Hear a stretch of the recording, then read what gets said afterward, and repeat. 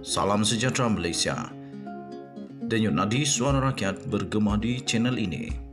Sebelum kita mulakan berita pada hari ini, jangan lupa tekan butang subscribe, like dan share. Sila tinggalkan komen anda. Denyut nadi suara rakyat terus bergema di channel ini. Salam sejahtera Malaysia. Sekali lagi tuan-tuan dan puan-puan yang dihormati sekalian, denyut nadi suara rakyat bergema di channel ini. Terima kasih, saya ucapkan bilion terima kasih kepada semua yang sudah support channel kita ini daripada kecil sampai besar sekarang ni. Tapi bagi yang belum tekan butang subscribe, saya mohon belas kasihan untuk tekanlah butang subscribe kerana ianya percuma. Dan kita berimpian supaya channel kita ini boleh cukup membesar untuk menjadi perhatian dan berpengaruh untuk menjadi suara aspirasi rakyat boleh sampai kepada Datuk Seri Anwar Ibrahim. Okey, kerana itu saya mohon bantuan tekanlah butang subscribe. Kita berimpian hujung 2023 kita ada 500,000 subscriber supaya channel ini cukup besar, cukup bermanfaat bagi rakyat mengeluarkan suara. Okey, kalau kamu mau apa-apa yang saya mau keluarkan dalam channel ini, berikan komen kamu, tulis sana. Mudah-mudahan saya nampak, dan kalau itu sesuai untuk kita suarakan kepada Anwar Ibrahim, kita akan suarakan dengan jelas. Okey. Anwar sahkan SPRM telah merakam keterangan sumber dana Muhyiddin Yassin. Nah, betul-betul Muhyiddin telah pun diambil keterangan sumber dana Muhyiddin Yassin. Ini barulah yang ini bagus. Saya respect kepada ketua SPRM yang betul-betul melaksanakan tugas. Ini barulah siasat betul-betul. Tahniah kepada Azam Baki yang telah memberikan, agaknya dia yang memberikan arahan supaya disiasat. Ini baguslah. Bagus supaya rakyat mulai percaya semula kepada SPRM. Bekas pemimpin veteran UMNO iaitu Anwar Musa mengesahkan bahawa dia telah memberi keterangan kepada Suruhanjaya Pencegahan Rasuah Malaysia SPRM berhubung dakwaan pengerusi Perikatan Nasional PN Muhyiddin Yassin membelanjakan sejumlah dana yang berlebih-lebihan di Sabah semasa pilihan raya negeri PRN pada 2020 yang lalu. Okey, so rupanya bukan Muhyiddin yang disiasat. Anwar Musa. Anwar Musa telah disiasat oleh SPRM. Bertanyakan tentang perkara itu. Adakah betul ada membelanjakan sejumlah dana berlebihan di Sabah semasa pilihan raya negeri pada 2020 yang lalu? Pada satu sidang media pada hari ini, bekas ahli Parlimen Ketereh itu berkata bahawa keterangannya itu telah dirakamkan minggu lalu. Oh, begitu rupanya. Oh, jadi sebenarnya yang disiasat itu, yang dirakam keterangan itu bukan Muhyiddin Yassin. Okey, tajuknya pun Anwar sahkan SPRM rakam keterangan sumber dana Muhyiddin. Oh, dia yang disiasat, dia yang diambil keterangan. Katanya, saya sudah memberi keterangan kepada SPRM minggu lepas. Saya sebenarnya sangat lega sekali kerana sekali lagi fitnah yang di luar itu tak dapat saya kawal. Mereka kata saya masuk bilik tidur, duit berlonggok-longgok, ambil berjuta-juta, bawa duit ke mana. Patutlah kuat sokong Muhyiddin kerana Muhyiddin bagi duit, katanya. Bila SPRM panggil saya untuk beri keterangan, saya sangat suka hati. Dan saya beritahu semua jalan cerita sebenarnya yang telah saya lalui. Saya ucap terima kasih dan akan terus beri kerjasama kepada SPRM, itu tanggungjawab saya. Katanya kepada pemberita di pejabat NGO yang diterajuinya pada ketika ini, iaitu Mufakat Nasional di Damansara, Kuala Lumpur pada hari ini.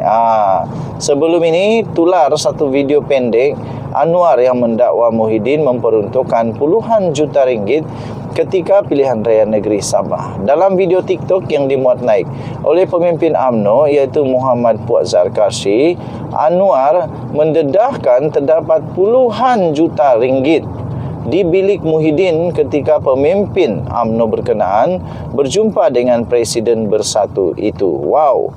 Dakwa Anwar wang tersebut untuk membantu UMNO semasa pilihan raya negeri Sabah. Nah, baru kita tahu sekarang cerita sebenar. Tahniah diucapkan kepada si Anwar Musa yang telah berani memberikan keterangan, kebenaran pasti akan terkeluar juga nanti. Sekali lagi, bukan Muhyiddin yang disiasat oleh SPRM, tetapi yang diambil keterangan oleh SPRM adalah Anwar Musa. Kita jumpa lagi, bye-bye. Salam sejahtera Malaysia. Denyut nadi suara rakyat bergema di channel ini. Okey, tuan-tuan dan puan yang dihormati sekalian, sekali lagi saya ingin ucapkan jutaan bilion terima kasih kepada semua yang sudah support channel kita ini, yang sudah tekan butang subscribe. Saya ucapkan jutaan terima kasih, bilion terima kasih. Sarangi. Okey, kita berimpian untuk channel kita ini akan mencapai 500,000 subscriber pada penghujung bulan Disember 2023, supaya kita boleh menjadi suara yang sangat-sangat lantang dan boleh sampai berpengaruh dan boleh sampai kepada Datuk Seri Anwar Ibrahim, Perdana Menteri Malaysia.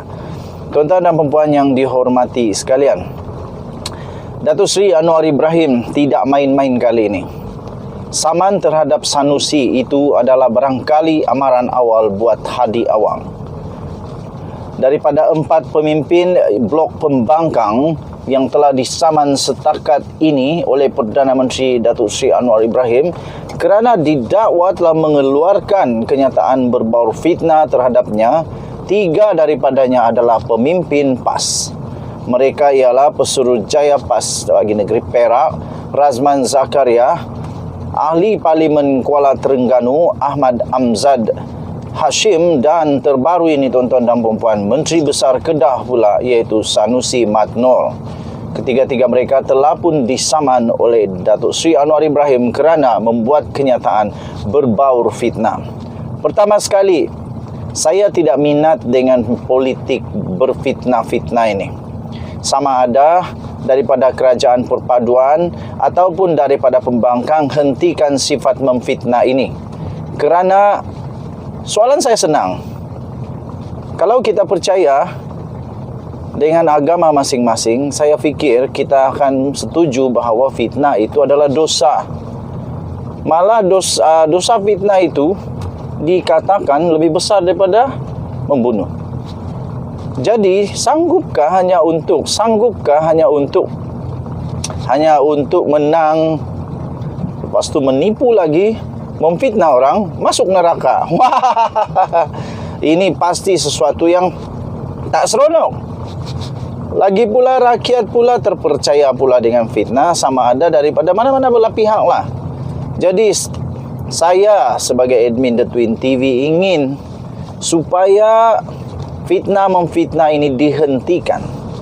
Jika berbicara, haruslah ada bukti kukuh. Dengan bukti, baru ngam. Jangan fitnah-memfitnah. Tak baik tau. Kalau setuju, kamu komen #setuju. #setuju.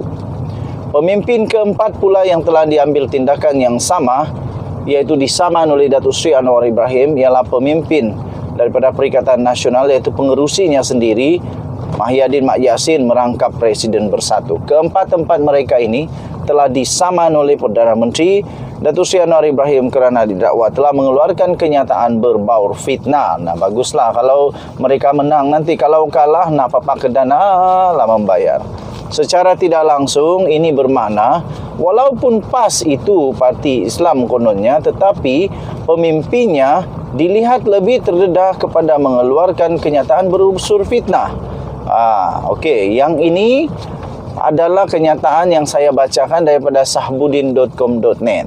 Jadi tidak semestinya kenyataan ini saya setujui. Saya setujui. Tuan-tuan dan puan-puan yang dihormati sekalian, saya hanya bacakan daripada sahbudin.com.net. Okey.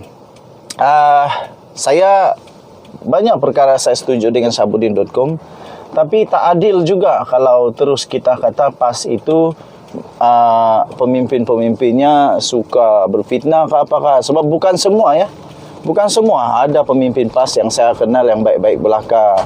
Ramai juga ahli-ahli PAS yang saya kenal yang baik, yang jujur. Okey, jadi ada beberapa kerat saja yang seperti peribahasa kata, kerana susu sebelanga rosak nila setitik. Kerana nila setitik rosak susu sebelanga.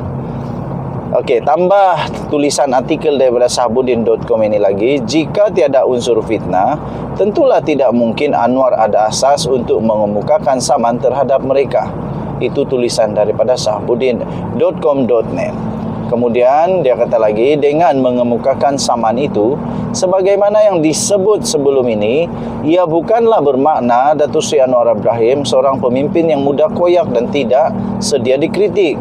Anwar sebenarnya sangat terbuka dengan kritikan, bahkan amat meraihkan perbezaan pendapat.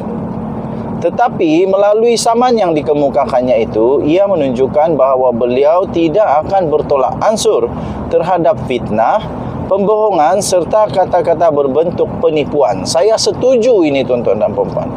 Berkedudukan sebagai Perdana Menteri, apabila tindakan saman diambil terhadap pemfitnahnya, ia adalah mesej untuk rakyat memahami tentang pendiriannya, tentang fitnah.